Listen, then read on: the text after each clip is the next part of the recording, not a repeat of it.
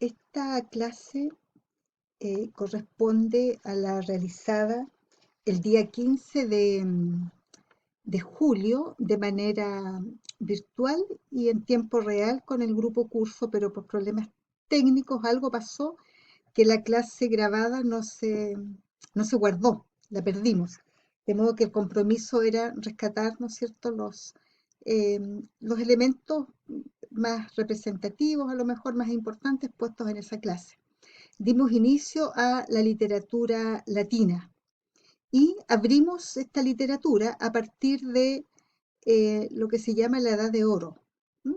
el, el tiempo de mayor auge o de mayor preponderancia de la cultura latina, de mayor apogeo de la literatura latina, y eso lo sabemos, ¿no es cierto?, por la mayor producción literaria que hay, la mayor cantidad de escritores, autores, artistas, al mismo tiempo la pureza del idioma, que también es un elemento importante a considerar, y el desarrollo de una mayor cantidad de géneros y de expresiones artísticas también. Entonces hablamos de la edad de oro de las letras latinas. ¿Y qué vamos a decir? Primero que el apogeo de la literatura latina, el apogeo, diríamos, ¿no es cierto?, el momento más importante, o esta edad de oro, dura poco más de un siglo. Fíjense, entre el siglo I antes de Cristo, ¿no es cierto?, parte del siglo I antes de Cristo, la primera década del siglo I de la era cristiana. Y suele dividirse en dos periodos. Comprende el primero, los últimos tiempos de la República, hasta que Octaviano se consolida en el poder, y con el título de Augusto inicia la época imperial. Y el segundo periodo alcanza, ¿no es cierto?, hasta la muerte de Augusto. ¿Mm? Mira, vamos a decir que en la primera división, o en la primera parte, ¿no es cierto?, primer periodo, el periodo de la República, se distingue un periodo de iniciación y un periodo clásico. El periodo de iniciación llega hasta una época de graves crisis del sistema político, coincide con los comienzos de la carrera oratoria de Cicerón, por ahí por el año 240 al 82 a.C. No hay que olvidar que la literatura, como una manifestación cultural, ¿no es cierto?, una forma de expresar, ¿no es cierto?, una cosmovisión, una espiritualidad, una cultura, ¿no?, siempre está ligada a otros procesos, a otros fenómenos, como los sociales, los políticos, los económicos, los que tienen que ver con las guerras, los conflictos bélicos, etcétera. Siempre. Bueno, ese periodo de iniciación, ¿no es cierto? Y el segundo que se distingue, ¿no es cierto?, dentro de esta era de la República, el inicio del periodo clásico con la época de Cicerón. Aquí se inicia el periodo clásico, puente de unión entre los extremos de corrientes no solo literarias, sino que también políticas, y creador en definitiva de la continuidad histórica romana y de un nuevo orden que hubo de hacerse también, ¿no es cierto?, en literatura, expresarse en literatura. Y luego, ¿no es cierto?, el segundo, ¿cierto?, que nos habla del eh, imperio, distingue tres periodos. El primero, la época de Augusto, luego el siglo I, ¿no es cierto?, con la muerte de Augusto, y la época de la decadencia. En la época de Augusto se produce el florecimiento de las mejores manifestaciones de la literatura romana, hasta el punto de integrar junto con la época de Cicerón la Edad de Oro, el periodo clásico, diríamos, el siglo de oro de la literatura romana. Se habla de literatura romana especialmente, pensando, ¿no es cierto?, en que Roma es el eje o el punto neurálgico, ¿no es cierto?, del desarrollo de la cultura y del pueblo romano. Allí estaba el poder, ¿no es cierto?, y allí era la capital de este tremendo imperio que estaba formado por una gran cantidad de pueblos, ¿no es cierto?, menores, que fueron producto de la conquista romana. Posteriormente se llama, ¿no es cierto?, literatura latina. Lo vamos a explicar en una clase siguiente, ¿no? Bueno, corresponde, ¿no es cierto?, decíamos, a la época de oro de esta literatura, renovada espiritual y moralmente. Roma se convierte convierte realmente en el centro literario y artístico de la antigüedad. Esto es entre los años 43 aproximadamente antes de Cristo al 14 después de Cristo.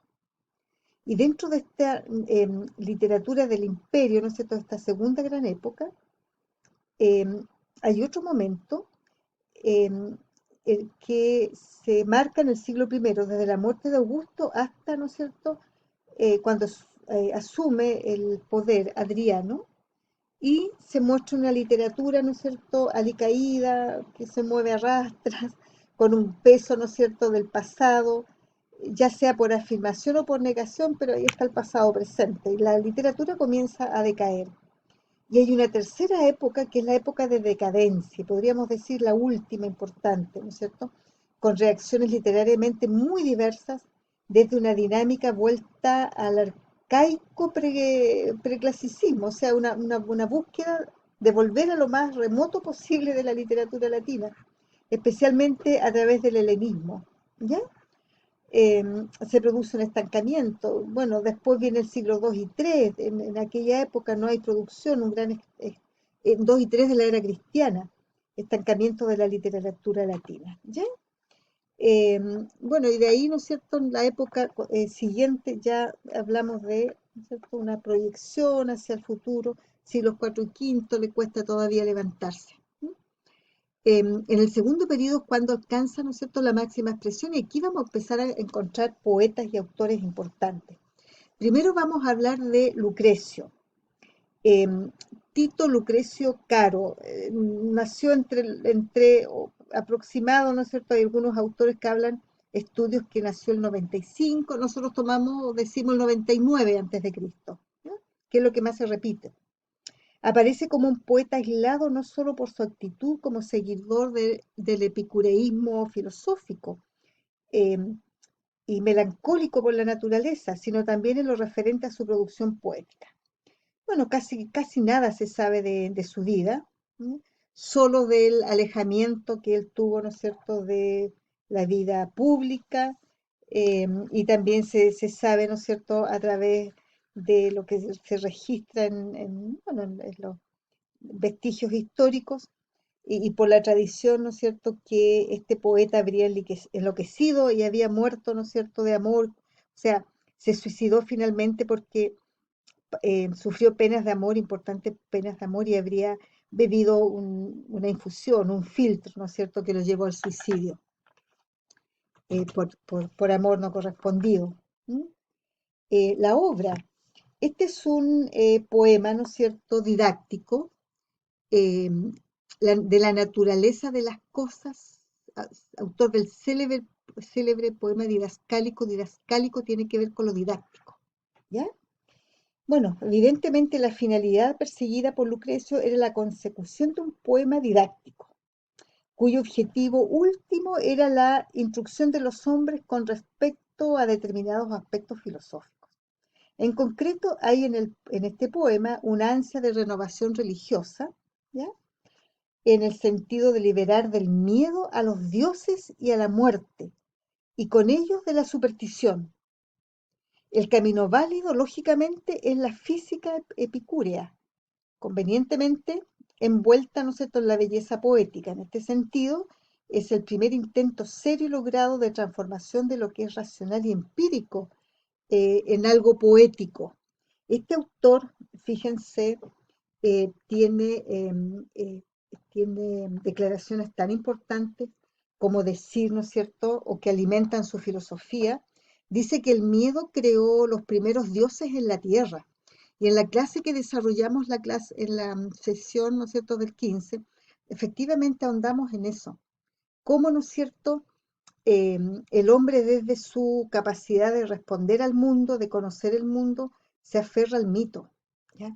Entonces dice, esto es textual, lo tomé textual, el miedo creó los primeros dioses en la tierra, fíjense, suponiendo que basta explicar al hombre, decía el autor, suponiendo que basta explicar al hombre las verdaderas causas de los fenómenos naturales para que los prejuicios religiosos desaparezcan.